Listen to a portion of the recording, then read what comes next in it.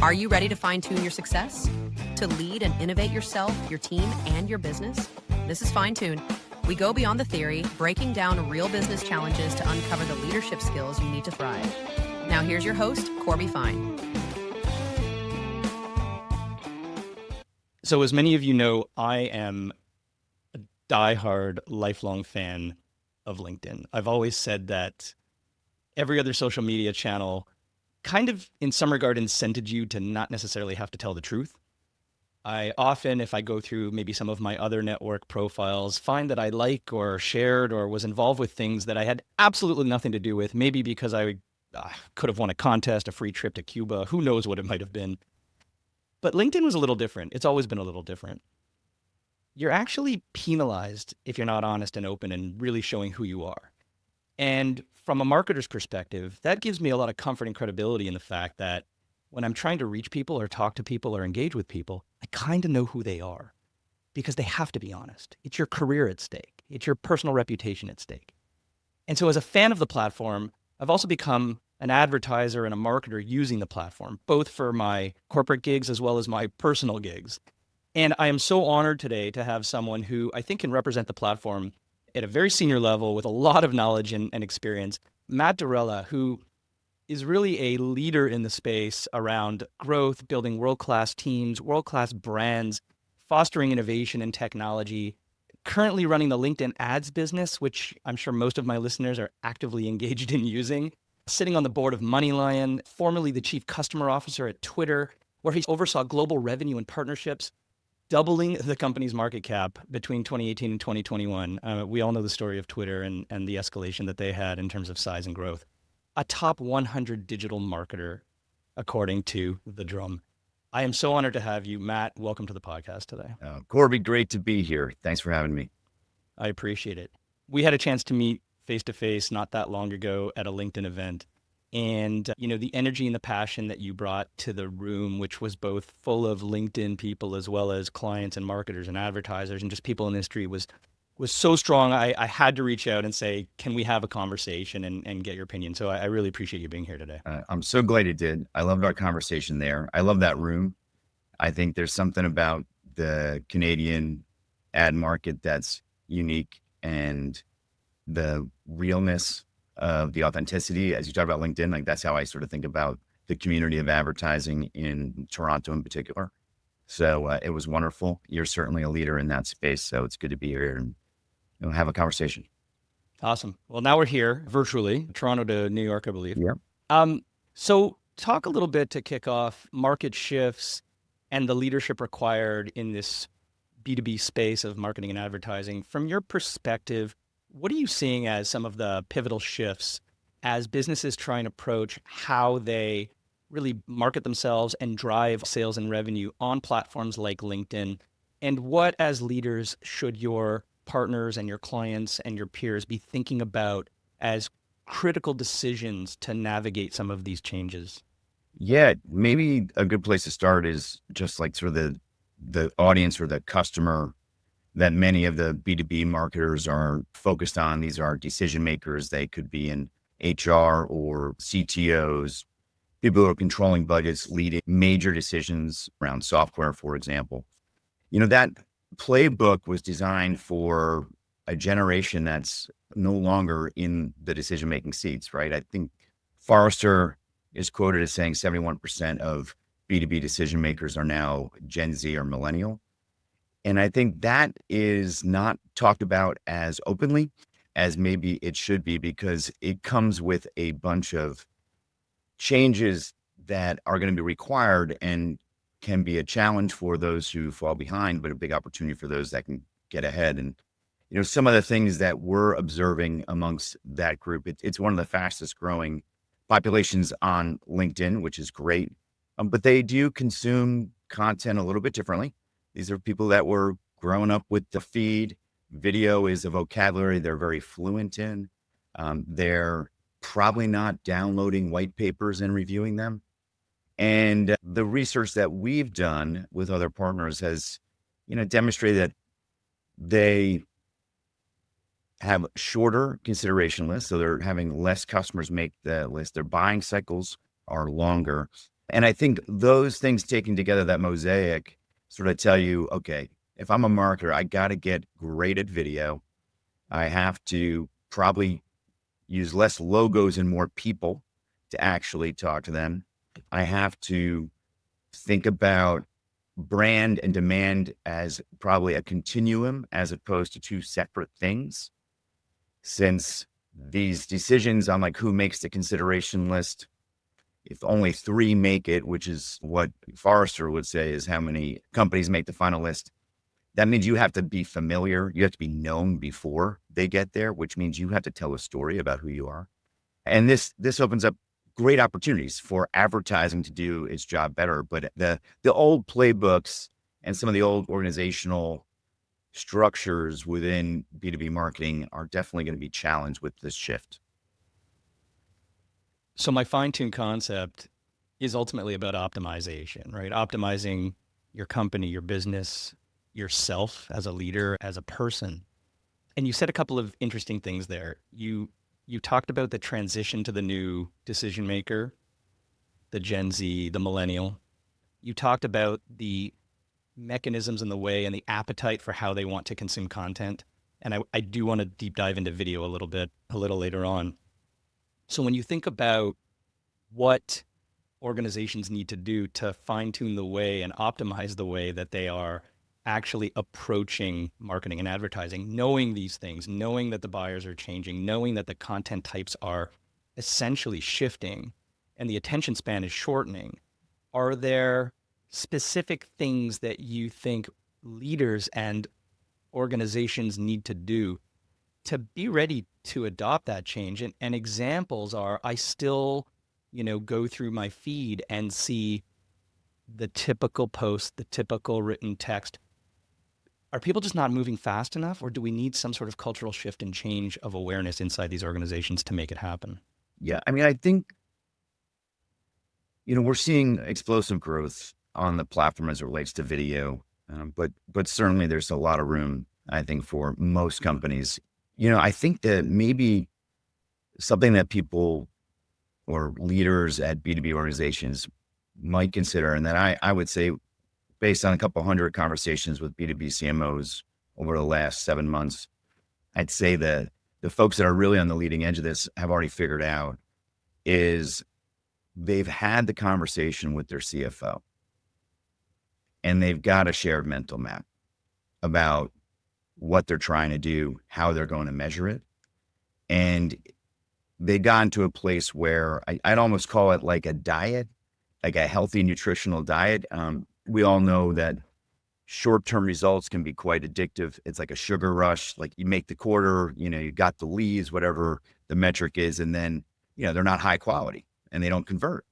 And then you have this big drop. And the really like leading marketers are getting on the same page, and they're doing some pretty provocative things. They're like saying no to volume vanity metrics, right? Like click-through rates or, just leads as a thing. Like what's the quality, what's the actual conversion, what's the actual pipeline, all of these more, I would call it business ROI metrics that really matter. Shockingly, many organizations actually aren't talking about the connection between marketing and sales, so to speak, in a way that gets to the heart of the matter. So if I was a CMO today, I would really lean into how I get on the same page with my CFO, because once that happens and they understand and they have shared vocabulary, and when you say the word brand, it doesn't immediately elicit what a waste of money. It actually, they understand there's long-term value associated with that probably helps you get on more consideration lists. The conversations become much easier and you're not constantly behind the 8 ball. But that's a pretty big shift that I think has to happen both for CFOs as well as for CMOs. And in many cases, like call it the CRO being involved in that conversation as well. That when I see it, when it's done, it's pretty remarkable because that unlocks everything. It's like, okay, well, if that's the case, like, let's find out what's going to be the right mix for us. Let's move to experimentation. let's fine tune this. Let's stay very close on how we're measuring things across marketing to sales, all the way through to customer success. And that's, when I see those companies operating like that, I'm like, that's the future. I mean, that's where we should all be. Yeah, I like to call that end-to-end reporting, which is essentially being able to stitch together everything from the marketing tactic and campaign and message all the way through to ultimately what you said as, I'd assume sales is the most common KPI of importance. Just one maybe side note to what you just said, when you think about what are those aligned KPIs outside of maybe sales that a CMO and a CFO truly can both, wrap their claws into and get behind, are there any tips that you would have for the listeners around what maybe a couple of those things are that maybe aren't so obvious or are obvious and we're just missing it? Yeah. Well, I mean, some of this comes back to like data and how you're capturing it. And I'm sure we're going to talk about AI.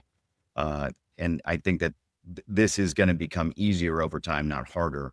But sometimes like data, like will sit in two different places, right? We'll have like the marketing database over here and we'll have the sales database over here, and the CRMs aren't always synced up and all of these issues. I think over time, the AI layer will sit on top of that, whether it's Copilot or something else that will make this much easier for people to get a much more holistic view end to end of what's happening.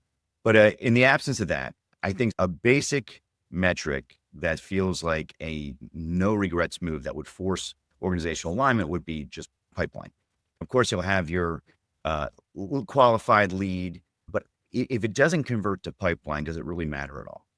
And I think that is a really good place to go, where you can actually, in a reasonable amount of time, probably 90 days, understand the value of what the interactions had been. For the actual sales, notice with some of these larger decisions, the sales cycles can be a year or more. So there has to be some level of patience there, but pipeline should take you along that journey and get you there. That's a good one. I appreciate that. A lot of what you're talking about incorporates the need to be able to influence in your organization, right? Influence a CMO to influence a CFO to kind of get on board with some of the shared metrics so that they can both agree that that's going to drive the business, especially if it's not the end goal, but it's things like qualified leads and pipeline definition. Again, if the math holds true and the conversion rates hold, then yes, it makes sense. That takes a lot of confidence, a lot of leadership, a lot of skill inside of these incredibly fast-paced, moving, technology-based or other organizations. So when you think about your own career and your own leadership principles and the practice of how you've progressed and obviously been incredibly successful now being at LinkedIn as a great culmination of career trajectory and growth, are there any things that you can think to, or maybe any memorable moments, those aha moments in your career that as a leader really are the kinds of things that go, yeah, like I don't have imposter syndrome. I can actually look back and say those were the things that really helped me get ahead, that you can then, help others get ahead as well. Yeah. I've been really lucky to be in some moments in time with some great people to, go through something where you learn something about yourself, maybe something that is worthy of being a principle in sort of how you move forward. The kind of moments that we're talking about, like that, going into a CFO's office and trying to get people on the same page, take that first step, be courageous, maybe challenge the status quo. Probably the biggest aha moment for me, the crucible moment for me, was back in 2017 at Twitter. I recall being put into this chief customer officer role, and looking in the eye, consumer platform that had dipped, a new CEO. I remember one week, I think we had 3 different covers of magazines with dead Twitter birds on the cover, and thinking, okay, this isn't going to be easy, but being very committed to what we were doing and where we could do it, and the opportunity to maybe be the first consumer platform that went negative on consumer usage and turned around their business along the way. And that's what we set out to do. And it forced us to get much tighter and more committed, even overcommitted in a couple areas where I think if we stuck with the status quo, if we accepted the way that at the time Meta and like YouTube were going to market as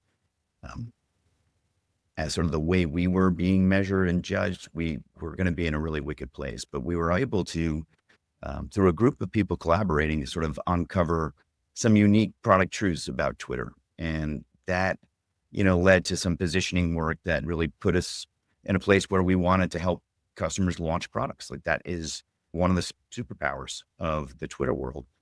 And it's really interesting to watch that evolve, watch that become more than a positioning, become actually an identity, a little bit of a challenger brand in the market, and provide some separation between us and others. And I feel that we could win. So strategically, it ended up being this great moment where we went from this dire moment to, doing some things that no one had done before over 3 years, doubling the market cap. You said, I think we went to the S&P 500, 3 years ago from that time period in 2021, like looking back, no one believed.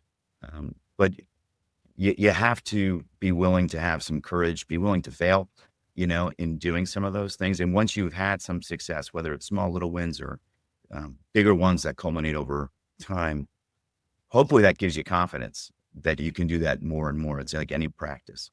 But I think being able to be courageous, being able to overcommit to some things when there's not 100% clarity, and bring people along with you on that journey, that's a skill that's going to be really pertinent, I think, forever, but certainly in the next several years as we're, being disrupted, whether you're an individual, professional, an executive, a business, everybody is feeling this change that's happening. And I don't think anyone knows for sure if it's, is it bigger than the internet? Is it smaller? I don't know, but directionally you can just sort of feel, and, using these tools like I know you do, there's something's happening here, and just accepting the way things were is not an acceptable path forward if you want to be a leader. Yeah, you use the word collaborate there, and by the way, my Twitter bird is alive on my coffee mug, so I'm an old school guy. So you said collaborate, the changing ecosystem, everything's moving forward. It's an interesting world we live in with like this massively rapid advancement in AI, in data, in privacy, economic landscapes all over the place. Every day we're changing up and down and forecasting. But you said collaboration, and B2B and marketing and advertising and the ecosystems that we live in are so dependent on both collaborating internally, like your CMO, CFO story, collaborating with your partners, creating value and trust and relationship. And LinkedIn's been such a great platform to facilitate that kind of an experience. So when you look forward, what do you see as, I guess, the focus points, and what should B2B marketers really be thinking about in this evolving landscape, considering privacy, considering data, considering collaboration, and considering the fact that we know, and my next question will obviously be an AI question, we know the AI impact that's coming?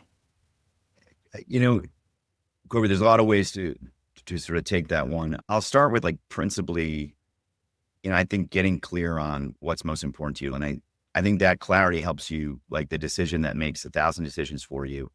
So for companies to take the time to understand what is most valuable, at LinkedIn, I think we have a conviction that in a world where AI is, changing the way people are getting information, much of the information on the internet will be very commoditized. And what won't be, and what will have the highest value, will be knowledge from experts that you trust. And on LinkedIn, I feel like that's structurally a place where we can really compete and deliver value in a way that's distinct. So that's one of the areas where I would put forth that is an interesting concept. You can agree or disagree with it, but if you believe with the premise, as a marketer, that might mean you're thinking more about video, about people, about creators, about influencers, about podcasters who have micro influencers who have tremendous amount of knowledge, and maybe not buying spots on national television, right? Or I don't want to pick on any one medium, but you're really moving in that direction, because those are the voices, those are the places that the decision makers are probably going to lean into more and more in this world where we're awash with, AI summaries. One of the things that I think about a lot is how do you actually know if you're coming back to something you said very, very early on, which was the decision makers are shifting to be millennials and Gen Z, Gen Z, Gen Z, I don't know where our audience is from. We'll go with ZZ. Um, they're growing up in an environment where AI output might be the first thing that they see, as opposed to a creative director at a traditional agency doing a sketch and coming up with a storyboard. And they're not just getting one, they're getting 7 versions of something because, as we know, the speed and capability of output is just massively increased. And so one of the questions that I've been thinking a lot about is, how do you help people understand what's good? Because if you haven't had the legacy training and experience of what's worked in the past through the traditional process, are we shortcoming ourselves and sort of hindering ourselves to be able to take full advantage of AI? Or is AI just going to reshape our definition of what's good? And so we know that it's profoundly reshaping the marketing landscape. But from your experience in this B2B space, the shift from, as you said, white papers to short form video with people, getting away from logos and moving to value expression through stories and conversation. Where is AI going to really change the playbook, and how is LinkedIn trying to take advantage of that? Our chief AI officer gave a talk the other day, and one of the things he talked about sort of just really practically, how do you get started? Certainly there's some corporate initiatives that are going to go into our products, and we're going to make it easier to buy and do creative. But like just at a very personal level, he's like, write down 3 things that you don't like about your job. And for your quarterly OKRs, like automate them and just do that every quarter. Like 2.5 years, you're going to have 30 things that you hate about your job that you just find monotonous. They're going to be gone. And then think about the areas where maybe you would benefit from having an assistant or, a thought partner, and just make a commitment to just start experimenting with AI as part of that flow and see what happens. And I thought that was really practical, wasn't fancy. This is a person, who's a leading expert in the field, but I was like, okay, that's a great way to think about it, but let's just assume everyone does that. What does that mean? I think that you're going to have a situation where AI, I'd almost describe it as it's lifting the floor of what's out there. So our basic expectations of what's coming out on a creative or marketing perspective, everything should come up to this baseline, because basically anyone who can use these tools will be able to get there. The question to me is how do you raise the ceiling? And that gets to some of the more difficult questions around craft. And how do we teach taste, or, imbue experience? I don't know the answer, Corby. I think that that's a really interesting question to think about. I know for us on our team, we're talking about and trying to codify, how we redefine what's possible as it relates to craft. There's decades of people working in our business, partnering on marketing and driving growth. And I think we have an opportunity in this moment to probably rethink that and, think about that overall relationship and partnership and how it operates and how we can make it better. And some of that will be AI enabled, but I think it's just a moment in time where you can sort of disrupt yourself a bit. So I think I'm very optimistic about what's possible here. I'm hopeful that this leads to a whole nother level of craft. That's sort of this great combination of the two, but how you translate the craft, experience and that taste, I would love to continue that and tune in to this podcast to hear other people's thoughts, because I think it's on my mind. Like how do we make sure that continues through? I'm a bit of an astrophysics nerd, and I listen to Star Talk Radio with Neil deGrasse Tyson. And there's an episode earlier in the year with Ray Kurzweil, and as a musician too. He's like a super interesting cat, yes, right? Inventing like the synthesizer and like being a futurist and just like all over the map, super genius. Totally. And what he talked about was that he believed in the next 10 years, the human psyche and consciousness can be uploaded into the cloud and live in an AI model. So essentially, if I tie what he said and what you were just talking about together, we could take the cumulative experience of all of the great CMOs and essentially create like the Uber CMO in the cloud, where this question of, is that tasteful, to your point, is that how do you critique and believe in things? Because it's different than building a persona an AI-driven persona and saying, will this work? Or putting something in the market and saying, did this work? There's something powerful about this notion of taking the best minds and creating an ability to critique yourself. It's a little scary. It's a little scary, but there's something interesting. And to your point, all we can do is sort of watch and see how things evolve. But I thought it was a great, interesting I podcast. think it is. I think that's happening even before we get to the super intelligent Uber CMO. Like today, marketers are experimenting with, synthetic research and being able to, in a much shorter time frame at lower cost, get to learn about, their market segmentation, how their brand, appears, like creative testing, optimization. It's fascinating. Like like you said, you start combining these things, the ceiling starts to go higher and higher in terms of what's actually possible. Nice. So 2 very quick last questions, and this is where I'm going to ask you for a real world tip. 1, as a leader, is there something that you do to motivate, get the most out of your team, a tip on your annual review, something that stands out that is a non-negotiable in how you lead your teams and get the best out of people?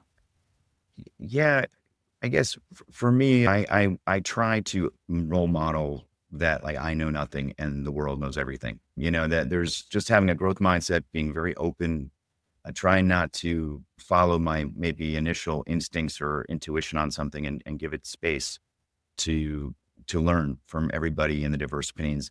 I think that's served me well.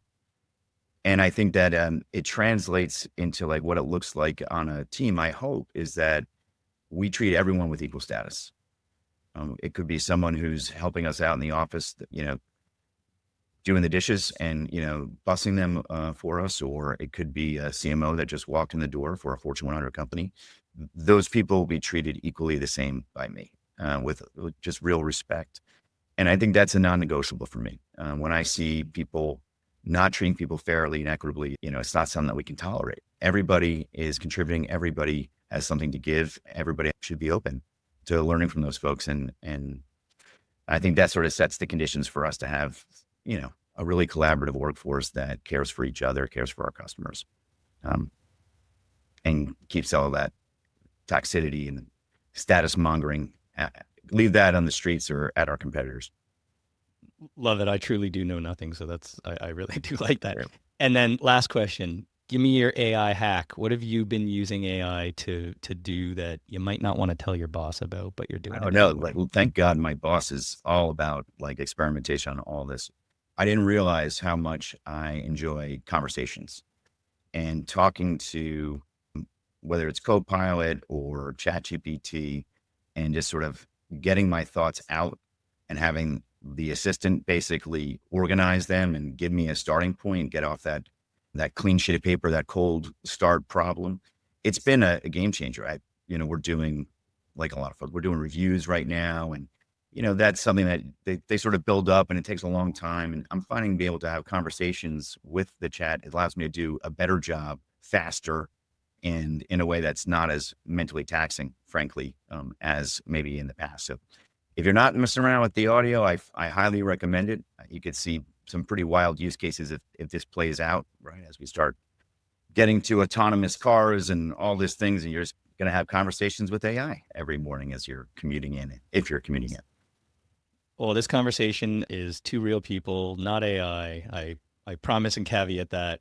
Matt Derella, leading the LinkedIn ads business, building and transforming the next generation of decision makers who are those Gen Z, again, I'm really confused, and millennials, and really helping to shape the B2B marketing and advertising landscape through his experience and currently at LinkedIn. I really appreciate you being with me, and that was a great, real human, non-AI driven conversation. So thank you. Thanks for the great, real human, non-AI conversation, Corby. It was fun. Enjoy the day. You too.